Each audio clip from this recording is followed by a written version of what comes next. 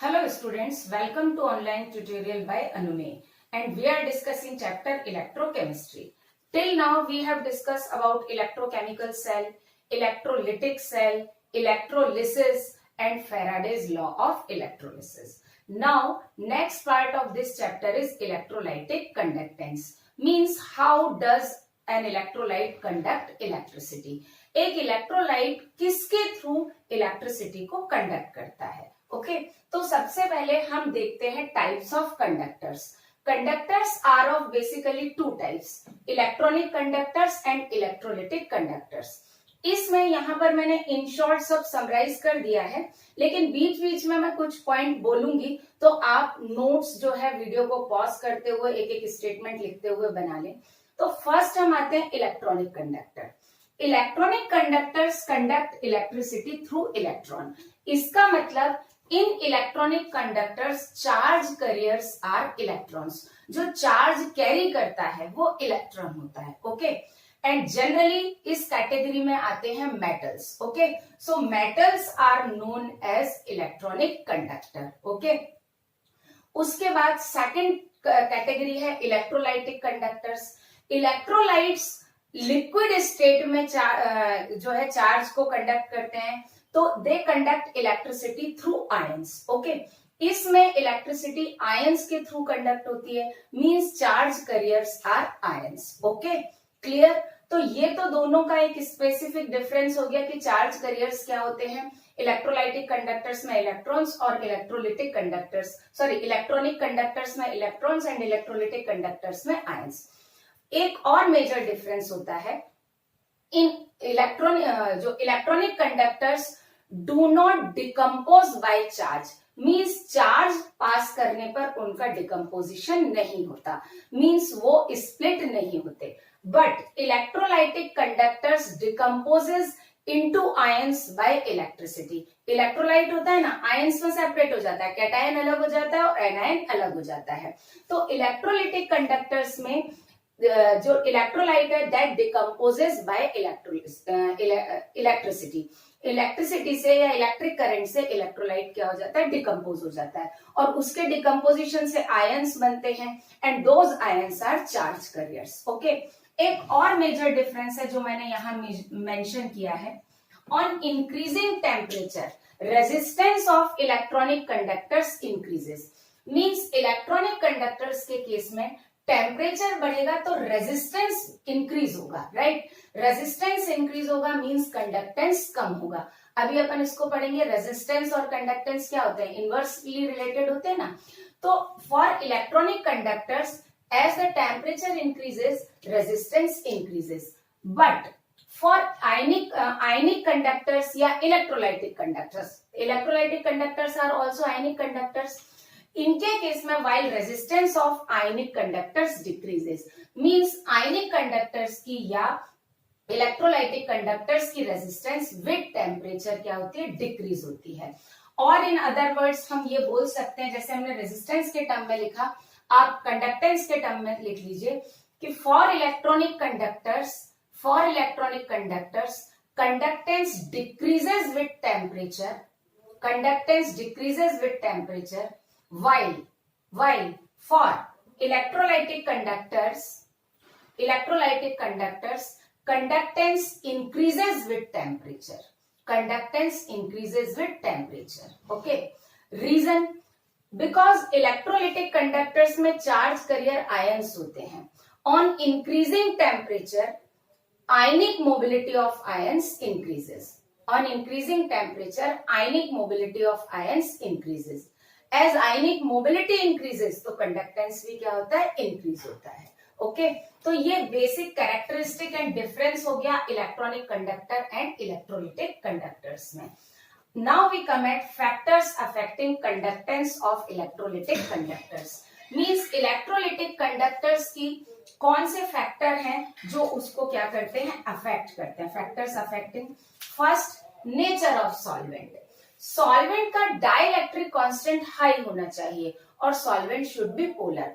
Because अगर dielectric constant high होगा तो वो इलेक्ट्रोलाइट को क्या करेगा, स्प्लिट कर देगा, डिकम्पोज कर देगा, राइट, है ना। सो हाई डाइलेक्ट्रिक कांस्टेंट होना चाहिए और it should be polar because we know like dissolves like, means जो इलेक्ट्रोलिटिक कंडक्टर्स हैं वो पोलर हैं। क्यों? क्योंकि उनमें एक कैटायन है और एक एनायन है। Since they are polar so they are more soluble और easily soluble in polar solvent. That is why solvent कैसा होना चाहिए, पोलर होना चाहिए, and that should have high dielectric constant. Second, nature of electrolyte.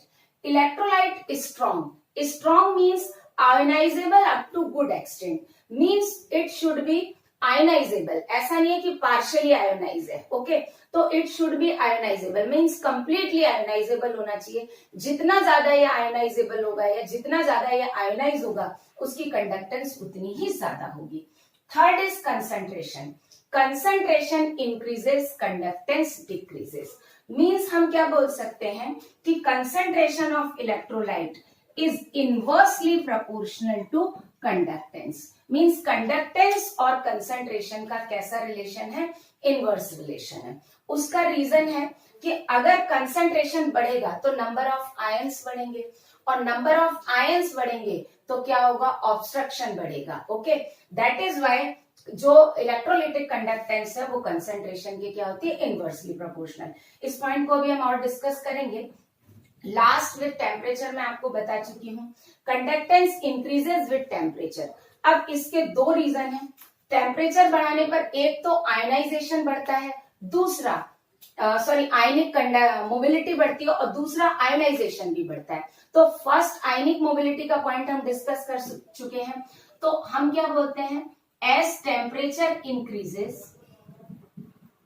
क्या होगा, ionic mobility increases.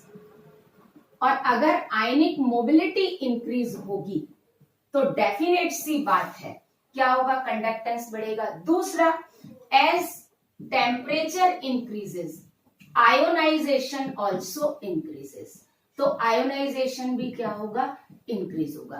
तो ये दो फैक्टर हैं जिसके कारण क्या होता है, conductance is directly proportional to temperature, okay.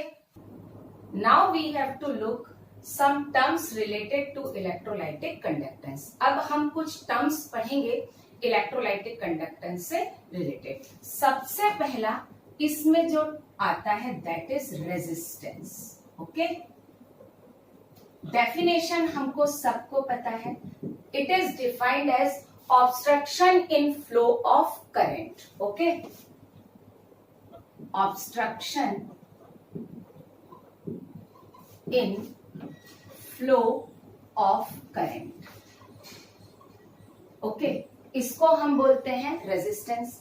अब और डिनोट किससे करते हैं, आर से, ओके। और आर की यूनिट क्या होती है, इसकी यूनिट होती है ओम, ओके। तो यूनिट ऑफ आर, ये सब आप पढ़ चुके होंगे, है ना। इसकी यूनिट होती है ओम, जिसका सिंबल हम ये रिप्रेजेंट करते हैं, क्लियर। जो रेजिस्टेंस होता है, अब यहां पर मैं दो कंडक्टर बता रही हूं, जैसे इलेक्ट्रॉनिक कंडक्टर है, मतलब मेटल वायर है, राइट। ये क्या है, मेटल वायर है। थोड़ा सा ऐसा मोटा बना रही हूं मैं, ये एक मेटल वायर है। अब इस केस में ये इसकी लेंथ है, ठीक है, और ये इसका क्या हो गया, क्रॉस सेक्शनल एरिया, ओके। तो ए क्या हो गया, क्रॉस सेक्शनल एरिया, है ना। अब रेजिस्टेंस जो होगा that R is directly proportional to, R क्या होता है, किसके डायरेक्टली प्रोपोर्शनल होता है,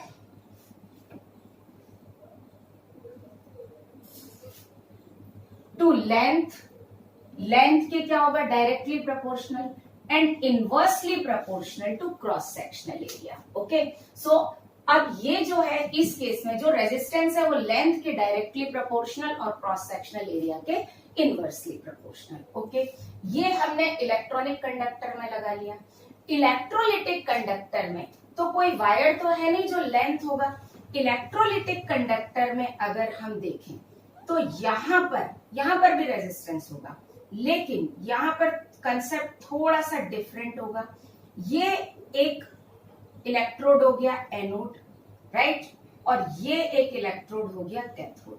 यहां पर ये दो इलेक्ट्रोड हैं, कैथोड और एनोड। इन दोनों के बीच का जो डिस्टेंस है इसको हम L बोलेंगे, और इसका जो सरफेस एरिया है ना, surface area of electrode, that is a. Clear? तो इलेक्ट्रॉनिक कंडक्टर्स के केस में A means cross sectional area of wire and L is length of wire. ये आपने फिजिक्स में पढ़ा होगा। इसका यहाँ पर हमको काम नहीं है, क्योंकि हम जो है इलेक्ट्रॉनिक कंडक्टर की तो स्टडी हम कर ही नहीं रहे, हम बेसिकली कर रहे हैं इलेक्ट्रोलाइटिक कंडक्टर की। तो इलेक्ट्रोलाइटिक कंडक्टर में भी हमको पता होना चाहिए कि L क्या है और A क्या है। ओके, तो R is directly proportional to L by A। अब क्योंकि ये डायरेक्टली प्रोपोर्शनल है तो इसको इक्वल करने के लिए कांस्टेंट लगाएंगे, तो R is equal to rho L by A। यहां पर रो क्या होता है? Rho is resistivity, rho is resistivity, और इसको हम क्या बोलते हैं? Specific resistance. ओके, अब स्पेसिफिक रेजिस्टेंस को हम डिफाइन कैसे करें? इलेक्ट्रॉनिक कंडक्टर के लिए तो हम बहुत अच्छे से डिफाइन कर सकते हैं। It is resistance of wire of unit length and having unit cross sectional area. Means एक ऐसा वायर जिसकी लेंथ यूनिट हो और एरिया भी क्या हो? क्रॉस सेक्शनल एरिया भी यूनिट हो, तो उसका जो रेजिस्टेंस होगा that is known as resistivity. Okay, आप चाहें तो लिख लें, resistance is defined as metal wire of unit length having unit cross sectional area। Okay, ये तो मेटल वायर के लिए हो गया। अब इलेक्ट्रोलाइटिक कंडक्टेंस के लिए हम कैसे डिफाइन करेंगे रेजिस्टिविटी को? क्या डिफाइन करेंगे? It is resistance of electrolytic cell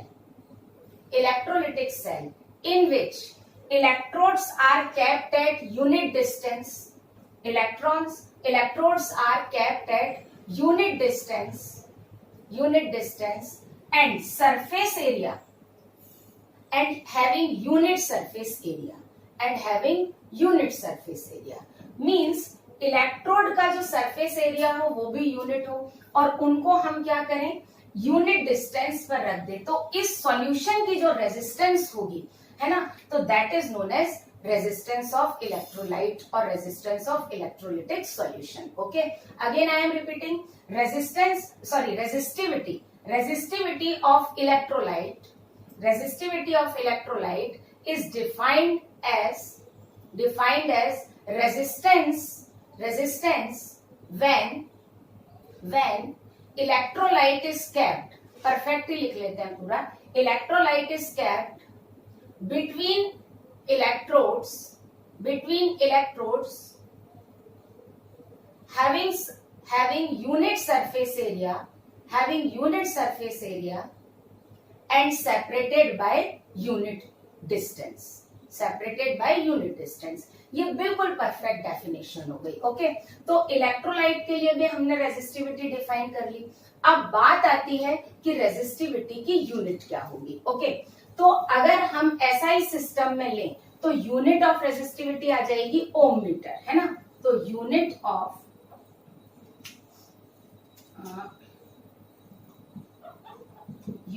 of रो क्या आ जाएगा?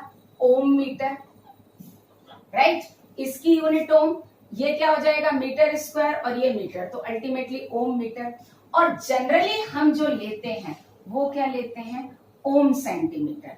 अगर हम डिस्टेंस किस में ले रहे हैं? सेंटीमीटर में ले रहे हैं।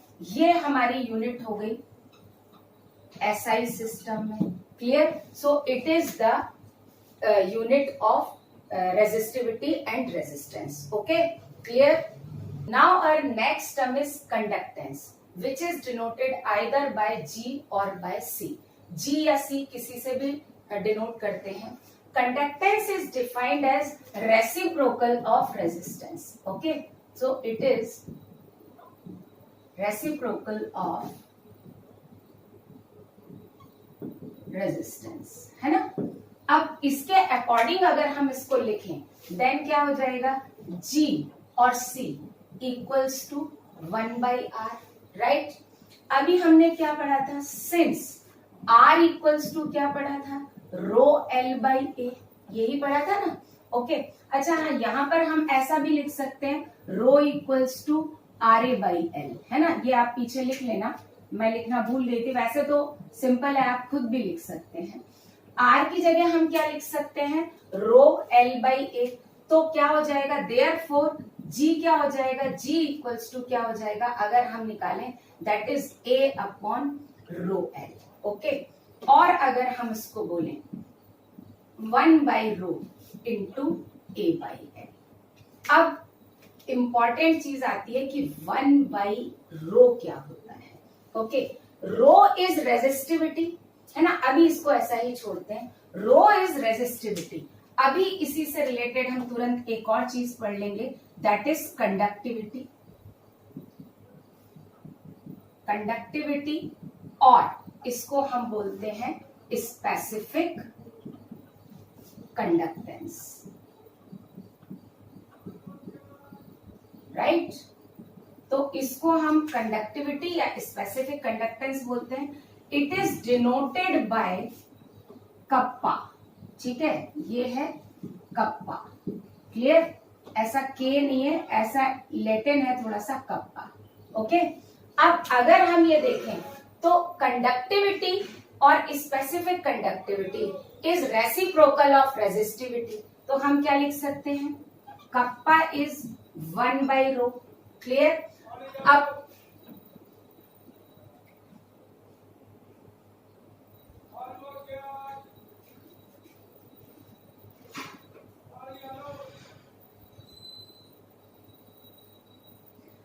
अगर हम ये वैल्यू यहां पुट करें तो हम क्या लिख सकते हैं, G इक्वल्स टू 1/रो की जगह मैं क्या लिखूं, kappa into A/L, right, clear है ना।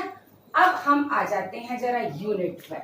यूनिट ऑफ, मैं एक साथ दोनों चीजें बता रही हूँ, यूनिट ऑफ G क्या हो जाएगा, that is ohm inverse, clear, और it is also known as MHO। Ohm inverse है ना, तो कंप्लीट इनवर्स, और हम क्या बोलते हैं, that is Simon.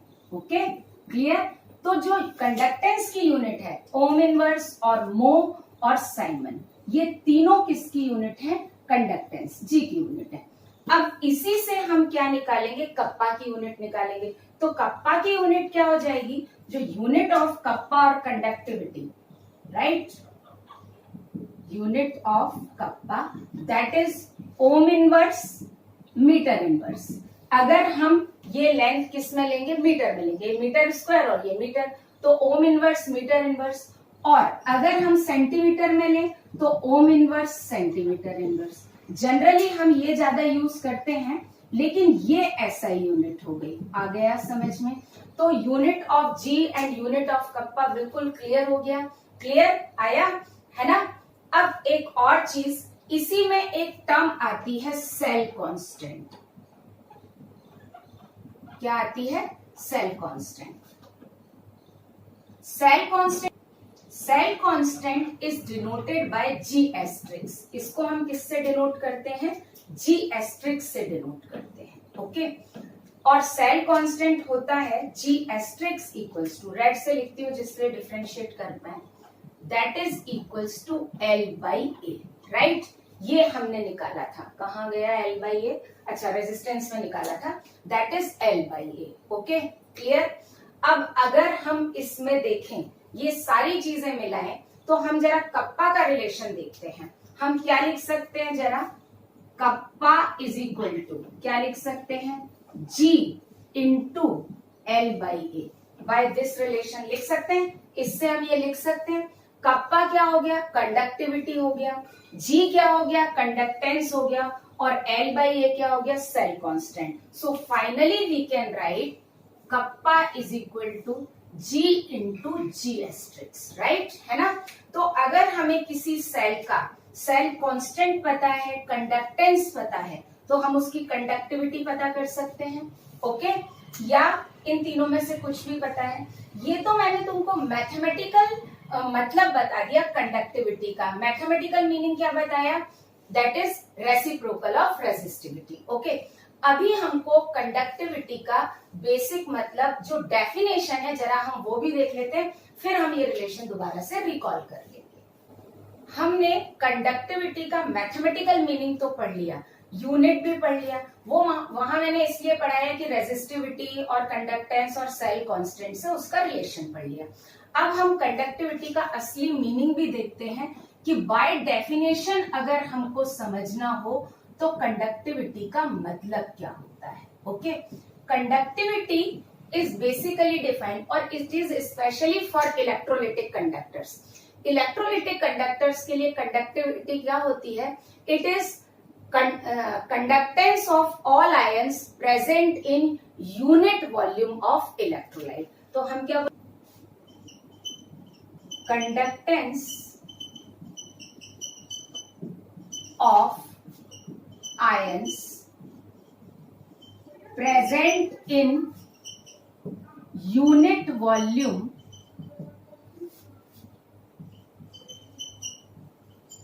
of electrolyte। Right, ये मैंने बहुत सिंपल उसमें बता दिया। यूनिट वॉल्यूम ऑफ इलेक्ट्रोलाइट का क्या मतलब है, जरा हम इसको देख लें कि अगर हम एक कंटेनर लें इलेक्ट्रोलिटिक, अब इसमें ना ये याद रखना है कि यूनिट वॉल्यूम का मतलब ये नहीं है कि हम यूनिट वॉल्यूम इलेक्ट्रोलिटिक सॉल्यूशन का ले लें। नो, यहां पर हम क्या करें कि दो इलेक्ट्रोड हैं, उनको हम यूनिट डिस्टेंस पर रखें।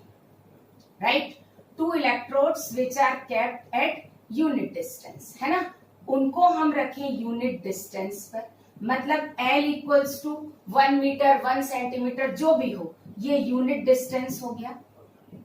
ओके, और जो एरिया है इस इलेक्ट्रोड का वो भी क्या हो, यूनिट हो।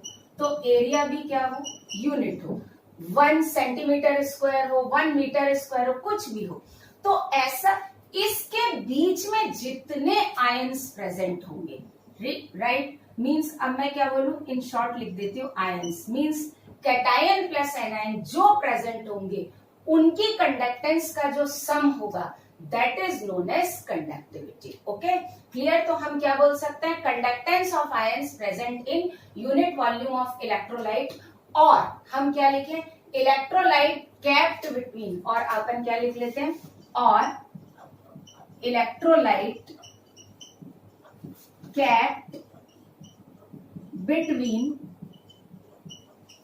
electrodes of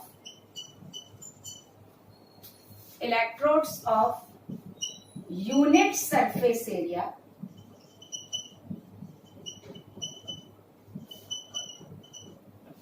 separated by unit distance. Right, unit distance. Okay, तो अगर हम ये देखें तो ये और के बाद की वाली डेफिनेशन ये ज्यादा एप्रोप्रिएट है ना। तो हम यहां पर ऐसा बोल दें कि conductance of ion present in electrolyte, है ना, प्रेजेंट इन के बाद से इसको हम याद करने के लिए, सिंपल तरीके में याद करने के लिए ऐसा कर सकते हैं, लेकिन एग्जैक्ट डेफिनेशन हमारी क्या होगी, conductance of ion present in electrolyte kept between electrodes of unit surface area separated by unit distance. Okay, clear? अब इसमें बात क्या है, इसमें ये वॉल्यूम तो हमने फिक्स कर दिया भाई, एरिया फिक्स कर दिया और डिस्टेंस फिक्स कर दिया, तो वॉल्यूम तो फिक्स कर दिया, है ना, लेकिन मोल्स क्या हो सकते हैं, ज्यादा भी हो सकते हैं। तो हम यहाँ पर क्या लिख सकते हैं, kappa is directly proportional to moles और number of ions. Its unit volume में जितने ज्यादा आयंस होंगे उतना ही ज्यादा उसका क्या होगा, सम होगा। राइट, तो kappa is directly proportional to क्या हो जाएगा, मोल्स हो जाएगा। अब ये बात बहुत अच्छे से याद रखनी है कि कंडक्टिविटी का मोल्स से डायरेक्ट रिलेशन है। अगर मोल्स से डायरेक्ट रिलेशन है तो हम क्या बोल सकते हैं, वॉल्यूम तो फिक्स हो गया, वॉल्यूम कितना हो गया, 1 लीटर। अगर 1 लीटर में या यूनिट वॉल्यूम में मोल्स बढ़ाते जाएंगे तो कंसेंट्रेशन या मोलैरिटी बढ़ती जाएगी। तो हम क्या लिखेंगे, kappa is directly proportional to molarity और कंसेंट्रेशन। राइट, कंसंट्रेशन के क्या होगी, डायरेक्टली प्रोपोर्शनल होगी। अब तुम लोग सोच रहे हो कि मैम ने अभी तो लिखवाया था कि इलेक्ट्रोलाइटिक कंडक्टेंस क्या होती है, कंसंट्रेशन के इनवर्सली प्रोपोर्शनल होती है। ओके, अभी वो भी डिस्कस करेंगे, डोंट वरी, है ना। तो यहां पर ये याद रखो कि कंडक्टिविटी और kappa is directly proportional to moles और directly proportional to concentration। Okay, ये हो गया, यूनिट हम डिस्कस कर चुके हैं। अब इसके बाद जो हमारी टर्म आती है दैट इज मोलर कंडक्टेंस। क्या आती है, मोलर कंडक्टेंस।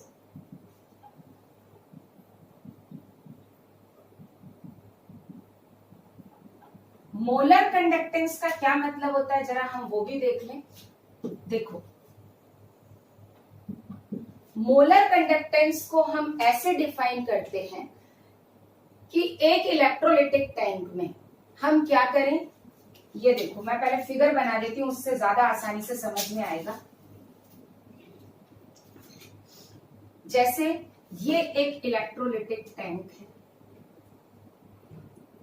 और इसमें हमने 2 इलेक्ट्रोड रखे। ध्यान से देखना इसमें अब हम क्या फिक्स कर रहे हैं, 2 इलेक्ट्रोड रखे। ओके, ये 2 इलेक्ट्रोड है, एक एनोड में रखा और साथ में क्या रखा, कैथोड। अब इसमें कैथोड और एनोड है ना, इनके बीच का डिस्टेंस हमने फिक्स कर दिया। They are separated by unit distance, मतलब एल हमारा क्या हो गया, यूनिट हो गया।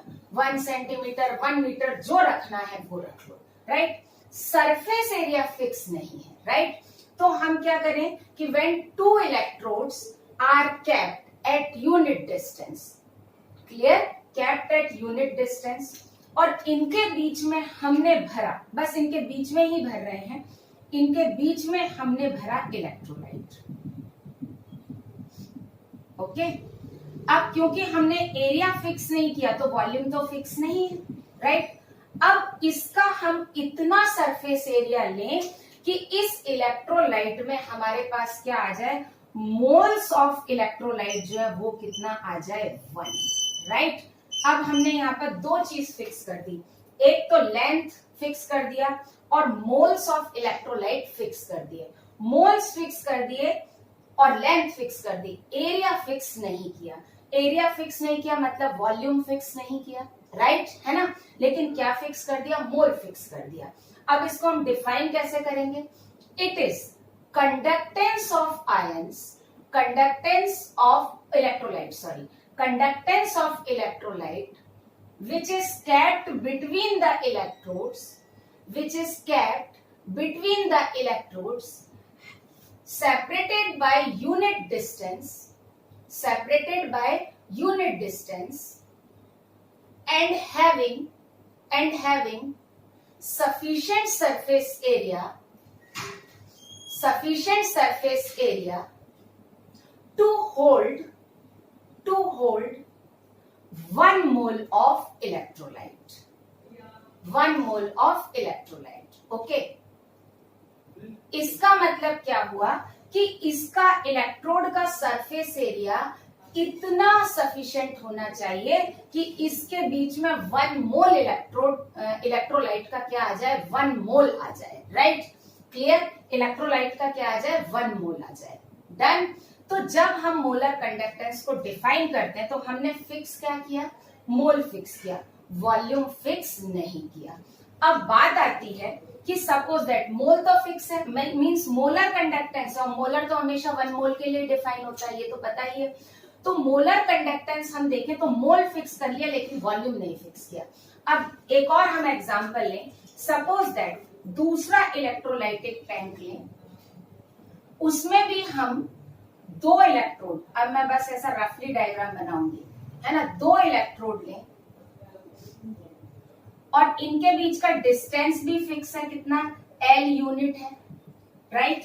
अब सपोज दैट इसका एरिया, इन दोनों का एरिया A1 और A2 है और इसका एरिया A1 डैश और A2 डैश है, राइट। यहां लिख देती हूँ A2 डैश है और इसका एरिया कितना है, A1 डैश है। अब अगर ए डैश वाली वैल्यू ज्यादा है, सपोज दैट हम ये बोलें A1 dash is greater than A1 and A2 dash is greater than A2, clear? तो डेफिनेटली इसका वॉल्यूम ज्यादा होगा, तो हम क्या बोलेंगे V2 is greater than V1। इसका जो टोटल वॉल्यूम हो जाएगा, सपोज दैट ये V1 हो जाएगा और ये क्या हो जाएगा V2। लेकिन इसके बीच में जो इलेक्ट्रोलाइट है, उस इलेक्ट्रोलाइट का दोनों में फिक्स क्या है, मोल यहाँ भी 1 है और यहाँ भी 1 है, क्लियर? अब इन दोनों केस में किसकी कंडक्टेंस ज्यादा होगी? डेफिनेटली इसकी कंडक्टेंस ज्यादा होगी। क्यों? क्योंकि मोल तो फिक्स है। क्या है? मोल तो फिक्स है, लेकिन यहाँ वॉल्यूम ज्यादा है और ज्यादा वॉल्यूम के कारण क्या होगा, आयनिक मोबिलिटी बढ़ेगी, राइट? मैंने आपको बताया था ना कि conductance is inversely proportional to concentration, right?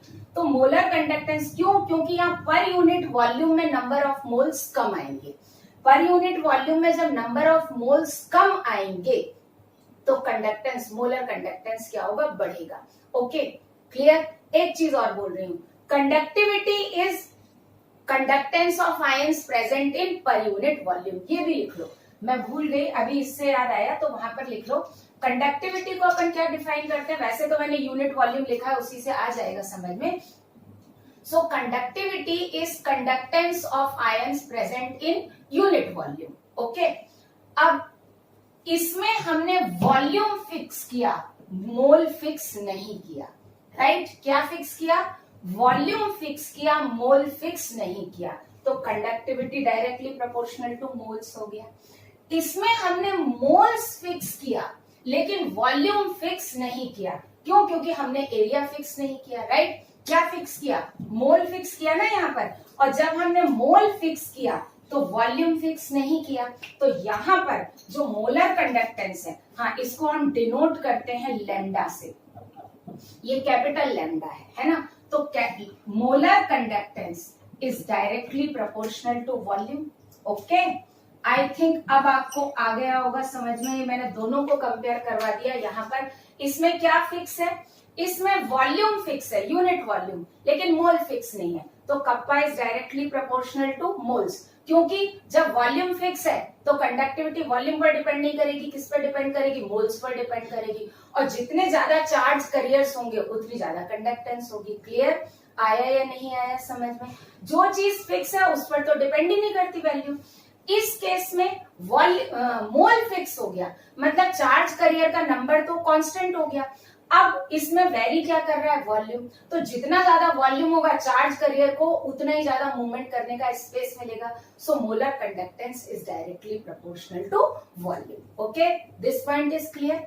अब क्योंकि प्रोपोर्शनलिटी का हमने क्या लगाया है, साइन लगाया, तो इक्वेट करें, तो इक्वेट करने पर यहाँ पे क्या हो जाता है, lambda M is equal to kappa into volume, right? हम ऐसा भी लिख सकते हैं। ओके, अब जरा हम मोलैरिटी पर आते हैं, इस पर आते हैं। हमको क्या पता है, मोलैरिटी इज इक्वल टू क्या होता है, N बाय V। लीटर में है तो अगर ml में है तो हम यहाँ पर क्या लिखेंगे, 1000, राइट? ऐसे ही लिखेंगे। अब अगर हम मोलर कंडक्टेंस के टर्म में देखें तो यहाँ n तो क्या कर दिया हमने भाई, n तो फिक्स कर दिया ना, पेन खुल जा, n कितना कर दिया, फिक्स। तो since n is fix to 1, तो हम यहाँ पर क्या लिखेंगे, मोलैरिटी इक्वल्स टू क्या हो गया, 1000 बाय वॉल्यूम, राइट? वॉल्यूम किस में चल रहा है, ml में, या मैं क्यूबिक सेंटीमीटर लिखती हूँ तो अभी यूनिट निकालना आसान हो जाएगा। क्लियर? और हम क्या लिख सकते हैं, volume in cubic centimetre equals to 1000 by molarity, right? ऐसा कर सकते हैं।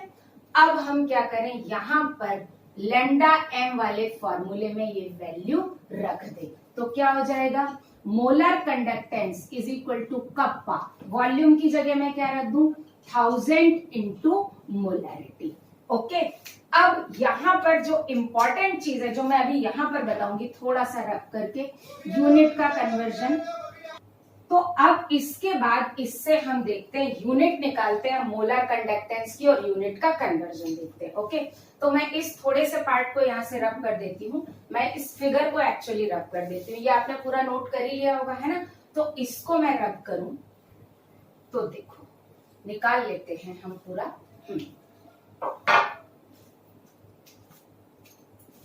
तो यहां पर हम इसकी यूनिट देख लेते हैं, देखते हैं लैम्डा एम। कप्पा की यूनिट क्या होती है, क्या बताई थी आप, पेज टर्न करो, ओम इनवर्स मीटर इनवर्स या ओम इनवर्स सेंटीमीटर इनवर्स। ओके, अब क्योंकि हमने वॉल्यूम क्यूबिक सेंटीमीटर में लिया तो हम यहाँ पर क्या लेंगे, ओम इनवर्स सेंटीमीटर इनवर्स। तो ये हो गया ओम inverse centimetre inverse. Okay, molarity की यूनिट क्या होती है, मोल पर लीटर, लेकिन हमने 1000 से मल्टीप्लाई किया तो क्या हो जाएगी, that is mole upon cubic centimetre, sorry cubic centimetre. तो फाइनली इसकी यूनिट क्या निकली, ओम inverse centimetre square mole inverse. Okay, ये हो गई यूनिट ऑफ मोलर कंडक्टेंस। आ गया समझ में। तो आपको जो चीज याद रखना है, जो मैंने आपको बताया कि इस केस में मोल फिक्स है, कप्पा के केस में तो कंडक्टिविटी मोल पर डिपेंड कर रही है और मोल के डायरेक्टली प्रोपोर्शनल, और इस केस में सॉरी वॉल्यूम फिक्स है और इस केस में मोल्स फिक्स हैं तो वॉल्यूम पर डिपेंड करेगी। आया कोई डाउट यहाँ तक, ये इसकी यूनिट हो गई। और अगर हम इसको वॉल्यूम को अगर हम मतलब कप्पा को अगर हम उसमें एसआई सिस्टम में रखें तो क्या होगा, तो वो मैं बता देती हूँ आपको। अब हम देखते हैं अगर कप्पा हमको एसआई सिस्टम में गिवन हो, if kappa is equal to ohm inverse metre inverse हो तो क्या हो जाएगा, lambda M equals to kappa. अब यहां पर क्या हो जाएगा, 1000 इंटू मोलैरिटी। रीजन मैं बता देती हूँ, ये क्या होता है, मोल पर लीटर, है ना, क्या होता है, मोल पर लीटर। और लीटर को जब हम 1000 से डिवाइड करेंगे तो वो किस में कन्वर्ट हो जाएगा, मीटर क्यूब में कन्वर्ट हो जाएगा, राइट, यस और नो। तो बेसिकली एम की जगह हम एन बाई वी रखते हैं, राइट, क्या रखते हैं, एन बाई वी। ओके, तो यहाँ पे मैं एन बाई वी रखूं और v मुझे किस में चाहिए, मीटर क्यूब में चाहिए। तो लीटर को जब मैं 1000 से डिवाइड करूंगी तो वो किस में कन्वर्ट हो जाएगा, मीटर क्यूब में कन्वर्ट हो जाएगा। ओके, तो ये रिलेशन कब आता है, जब हमको कप्पा की यूनिट किस में गिवन हो, ओम इनवर्स मीटर इनवर्स में। ये याद रखना, ये वाला रिलेशन हम कब यूज करते हैं, जब हमको कप्पा किस में गिवन हो, ओम इनवर्स सेंटीमीटर इनवर्स। ठीक है, जनरली हम ये यूज करते हैं जब कप्पा की unit ohm inverse centimetre inverse में हो, then we use kappa into 1000 by molarity. और अगर kappa ohm inverse metre inverse हो then lambda M is equal to kappa by 1000 into M. आया समझ में। और इससे अब हम लैम्डा की भी यूनिट निकाल, लैम्डा एम की भी यूनिट निकालेंगे। तो लैम्डा एम की यूनिट क्या होगी, मोलर कंडक्टेंस की, that is ohm inverse metre square mole inverse. वहां सेंटीमीटर स्क्वायर था, यहां पर क्या हो जाएगा, मीटर स्क्वायर हो जाएगा। ओके, अब हमने मोलर कंडक्टेंस और कंडक्टिविटी का रिलेशन देख लिया, यूनिट देख लिया। अब हम उसकी डेफिनेशन देख लें। कंसेप्ट तो बहुत अच्छे से आ ही गया समझ में, है ना। तो सबसे पहले हम मोलर कंडक्टेंस की डेफिनेशन देख लें। जो हमने पढ़ा था, कंसेप्ट समझा था, उसी से हम उसकी डेफिनेशन देखेंगे। ओके, और उसकी डेफिनेशन क्या होगी, it is conductance of electrolytic solution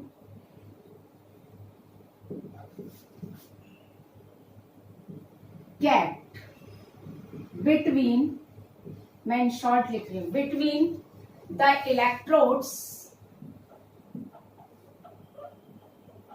separated by unit distance and having sufficient surface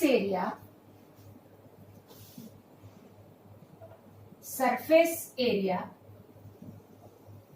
to hold 1 mole of electrolyte. Okay, ये इसकी एग्जैक्ट डेफिनेशन हो गई जो मैंने आपको समझाया। तो एरिया कुछ भी होगा, मोल क्या हो गया, कांस्टेंट हो गया। अब इसी से रिलेटेड हम पढ़ लेते हैं इक्विवेलेंट कंडक्टेंस। ओके, तो अब हमारा नेक्स्ट है इक्विवेलेंट कंडक्टेंस।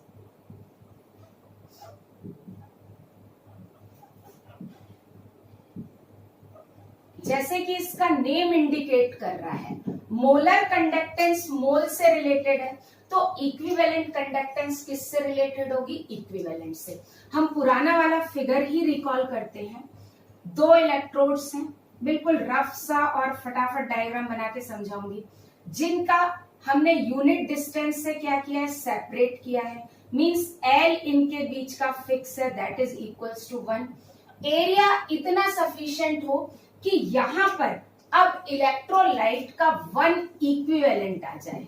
अभी तक अपन क्या भर रहे थे, 1 मोल आ जाए, है ना। अब हम क्या बोल देंगे, 1 इक्विवेलेंट आ जाए। ओके, तो अगर डेफिनेशन लिखनी हो, मतलब डेफिनेटली आपको लिखनी ही है, मैं नहीं लिखूंगी।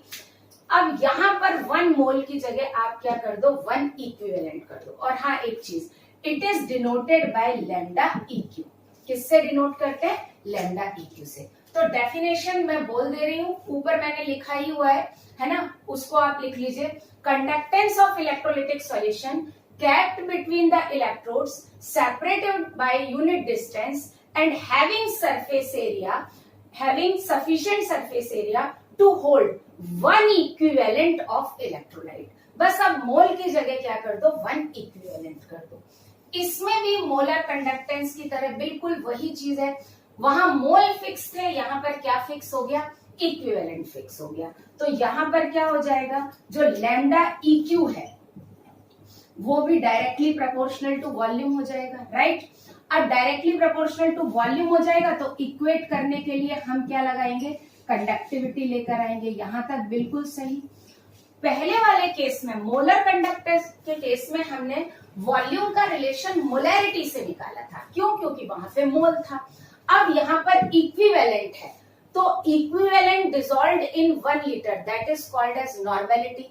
तो अब हम वॉल्यूम का रिलेशन किससे निकालेंगे, नॉर्मेलिटी से निकालेंगे। क्यों, क्योंकि हमने इक्विवेलेंट यूज किया है। डेफिनेशन आपने लिख ही लिया। तो यहाँ पर हम क्या लिख सकते हैं, normality is equal to number of equivalent into 1000 by volume in ml, या क्यूबिक सेंटीमीटर लिखती हूँ, वो ज्यादा बेटर है ना।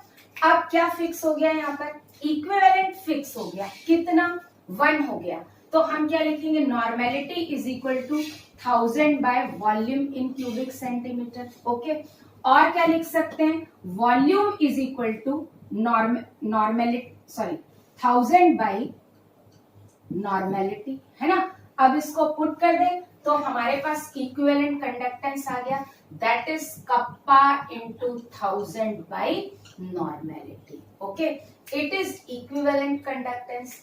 इसकी यूनिट जैसे हमने मोलर कंडक्टेंस की डिफाइन की थी, वैसे ही इसकी डिफाइन कर लेते हैं। सेम यूनिट आएगी, है ना, बस वहां पे मोल इनवर्स की जगह इक्विवेलेंट इनवर्स आ जाएगा। तो अब मैं पूरा डिफाइन नहीं कर रही हूं।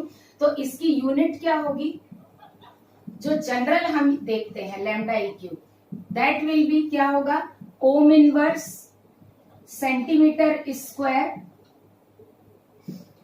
Equivalent inverse. और एसआई सिस्टम में क्या हो जाएगा, ohm inverse metre square equivalent inverse. ये किस में हो गया, एसआई सिस्टम में हो गया।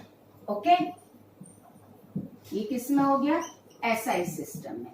और जब ये एसआई सिस्टम में हो जाए तो यहां पर क्या हो जाता है, यहां पर क्या हो जाएगा, lambda eq is equal to kappa upon 1000 into N.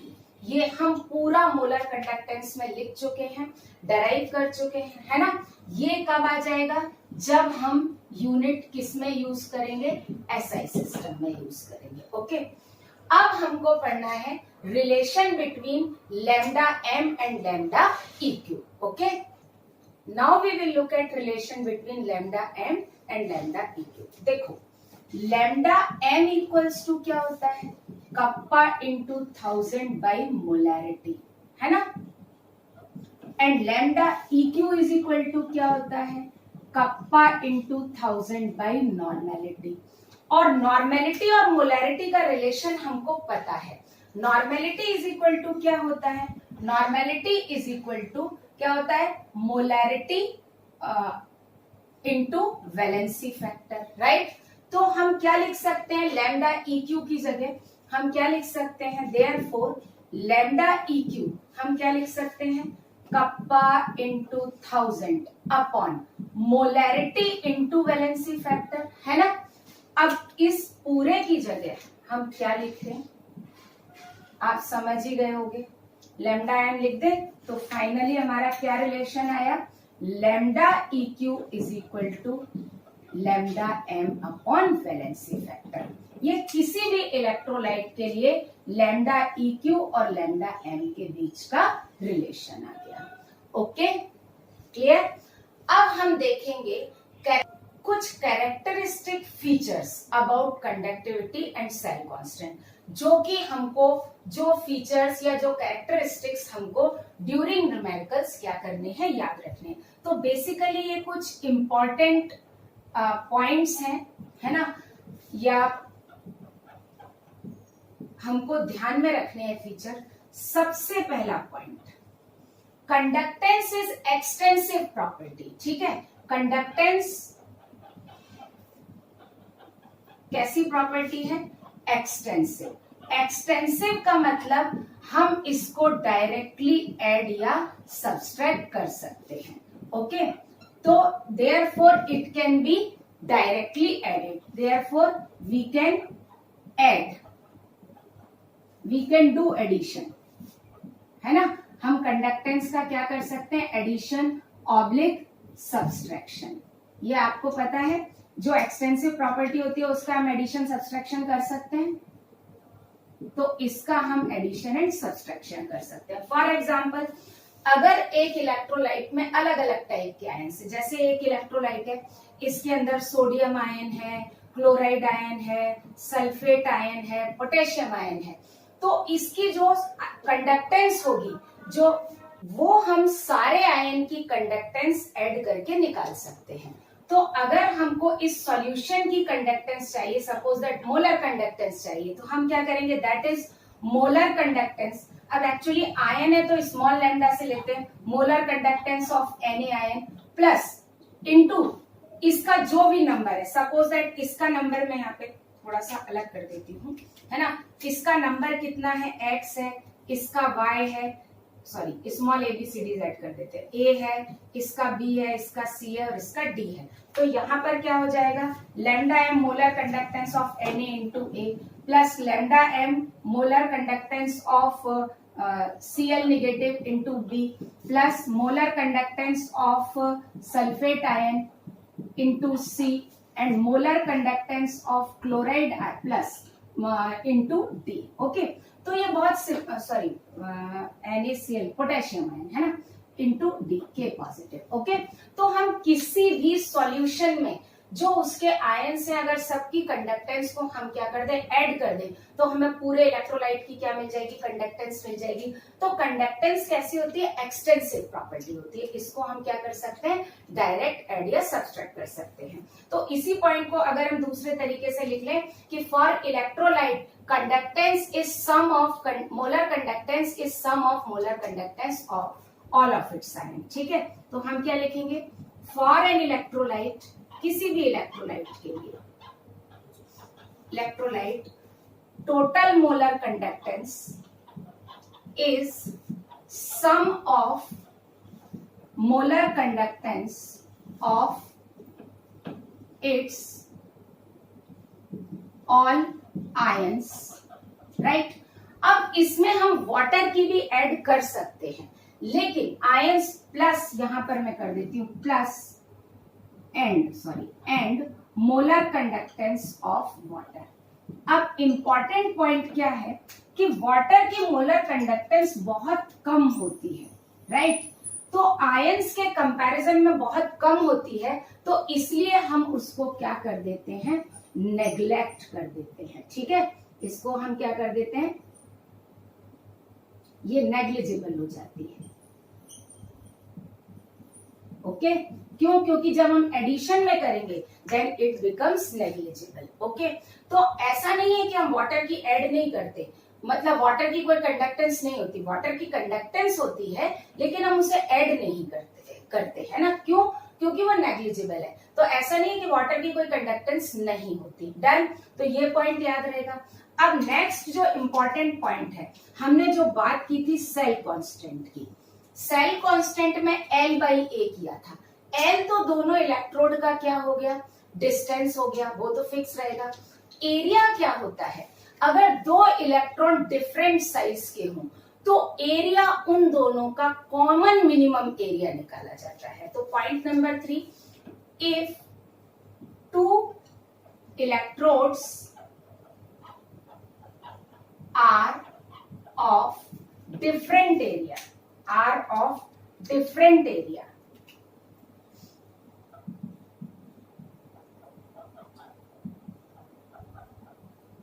different surface area, then common minimum area of both the electrodes is considered। ये मैं रब कर दूंगी यहां पर।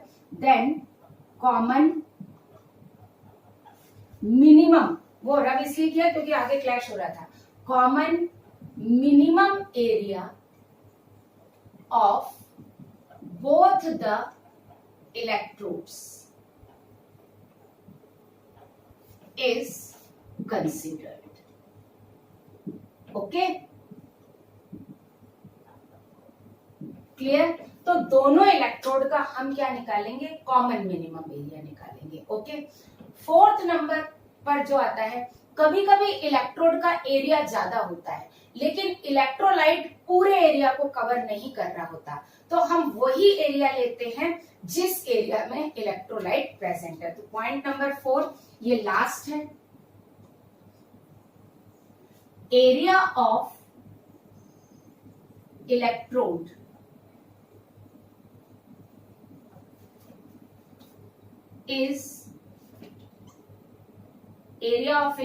is considered which holds electrolyte. ये मैं क्वेश्चन कराऊंगी तो सारे पॉइंट क्लियर हो जाएंगे। मींस जितने एरिया के बीच में इलेक्ट्रोलाइट प्रेजेंट है वही कंसीडर होगा। राइट, आ गया समझ में? पूरा एरिया हम कंसीडर नहीं करेंगे। तो ये कुछ इंपॉर्टेंट पॉइंट है जो हमको ड्यूरिंग न्यूमेरिकल याद रखने पड़ेंगे। Okay now before doing numericals, हमने जो आज पढ़ा, जितनी टर्म्स पढ़ी उनको फॉर्मूले से हम समरी कर लेते हैं और डेफिनेशन हमको सब पता ही है। सबसे पहले पढ़ा हमने रेजिस्टेंस। ओके ठीक है, और रेजिस्टेंस इज इक्वल टू हमने क्या पढ़ा, रो L बाई ए। राइट, ये पहला फॉर्मूला पढ़ा। दूसरा, इसी से हम रेजिस्टिविटी भी निकाल सकते हैं। रो इज इक्वल टू क्या हो जाएगा, R A by L। Clear? Third जो हमने पढ़ा वो हमने पढ़ा conductance G, that is 1 upon R। 1 upon R हो गया, so that is equals to क्या हो जाएगा, that is A upon rho L। ठीक है। फोर्थ हमने पढ़ा कंडक्टिविटी, कप्पा। ठीक है, that is reciprocal of rho. ठीक है, और रेसिप्रोकल ऑफ रो अगर हम करेंगे then it becomes L upon R A। Okay, और हम L अपॉन R मतलब 1 बाई R की जगह हम क्या लिख सकते हैं, G into L by A, या मैं ऐसा कर देती हूं। तो फाइनली कप्पा क्या आ जाएगा, 1 बाई R की जगह G लिखा इंटू L बाई A।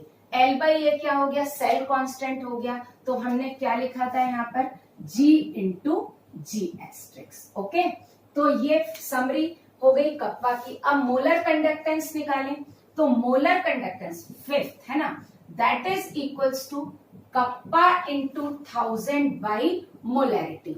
ये हमने कब यूज किया, जब हमारी कप्पा की यूनिट क्या होगी, कप्पा की यूनिट होगी ohm inverse centimetre square mole inverse. Right, मतलब वॉल्यूम किस में होगा, क्यूबिक सेंटीमीटर में। इसी में lambda m equals to kappa upon 1000 by m। इस केस में कप्पा की यूनिट होगी ohm inverse metre square mole inverse. Okay, और एक हमने पढ़ा equivalent conductance lambda इक्यू, that is kappa into 1000 by normality. Okay, और इसमें कप्पा की यूनिट क्या होगी ohm inverse centimetre square equivalent inverse. Okay, और lambda eq is equal to हमने पढ़ा कप्पा अपॉन 1000 इंटू नॉर्मेलिटी। ये कब पढ़ा, जब कप्पा की यूनिट कब होगी ohm inverse metre square equivalent inverse. और एट लास्ट हमने मोलर कंडक्टेंस और इक्विवेलेंट कंडक्टेंस में भी रिलेशन पढ़ा, वो हमने पढ़ा 7th नंबर पर आ गया। Lambda eq is equal to lambda M upon valency factor. Okay, तो आज के लेक्चर में हमने ये पूरे 7 रिलेशन पढ़े हैं। स्पेशली हमने कप्पा मोलर कंडक्टेंस सबकी बेसिक से डेफिनेशन पढ़ी और सबका मतलब समझा। ओके, एल बाई ए क्या है, सेल कांस्टेंट। ओके, तो मैंने लिखा नहीं है, आप लिख लेना सेल कांस्टेंट, यहां पर लिख देती हूँ, चलो 8th नंबर पर ही। यहां पर cell constant means G asterisks है ना, that G asterisks equals to क्या एल बाई ए। ओके, ये हमने पढ़ा है।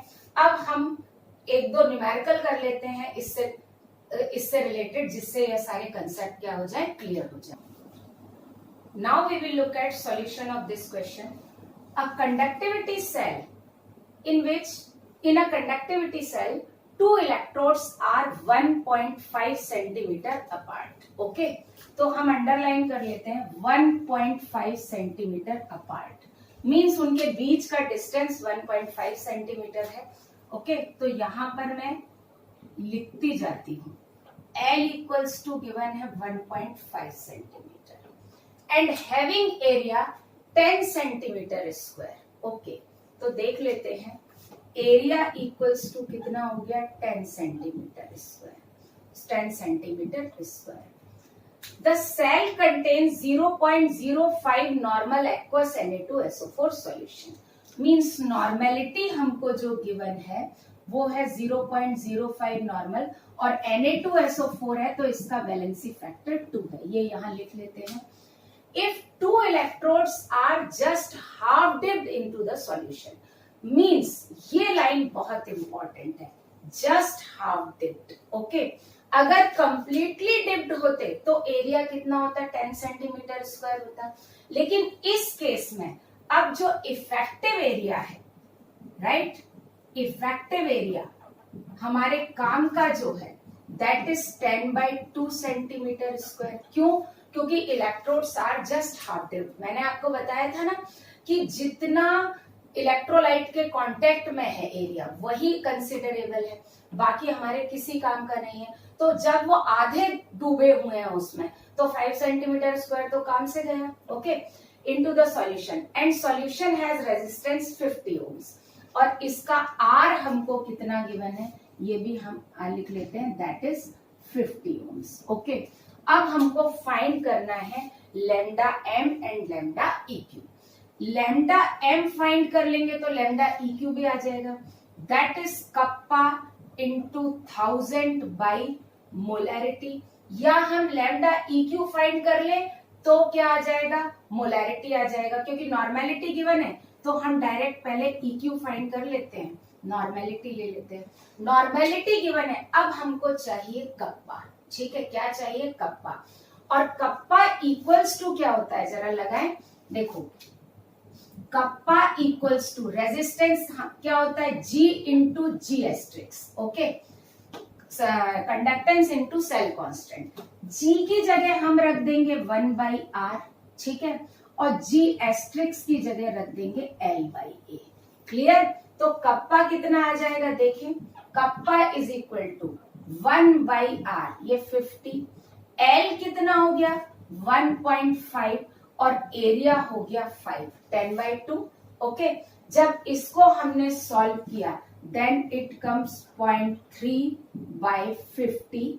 ठीक है, ये हमारा क्या हो गया ओम इनवर्स सेंटीमीटर इनवर्स में कप्पा आ गया 0.3/50।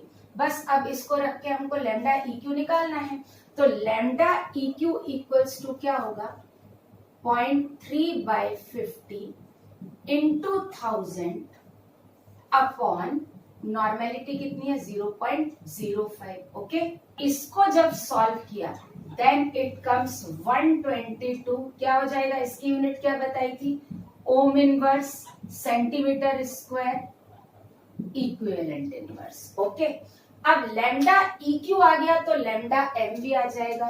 Since we know lambda eq is equal to क्या होता है, lambda M upon valency factor.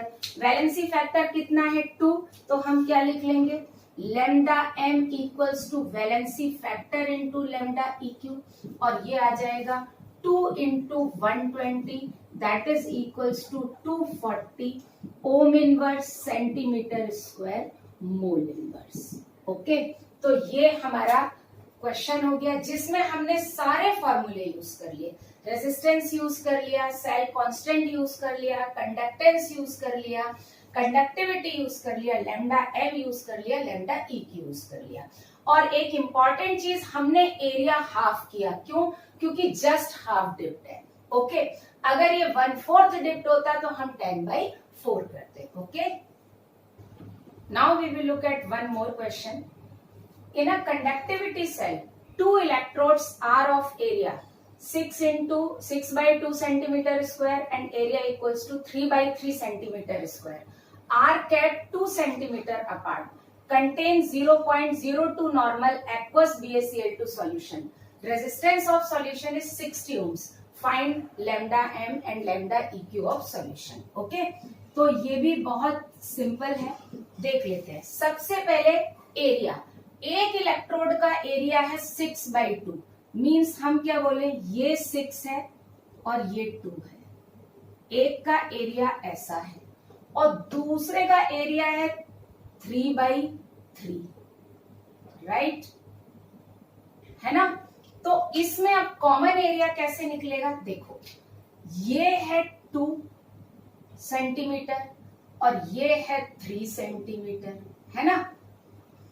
ये है 6 सेंटीमीटर और ये है 3 सेंटीमीटर, 3/3 है ना।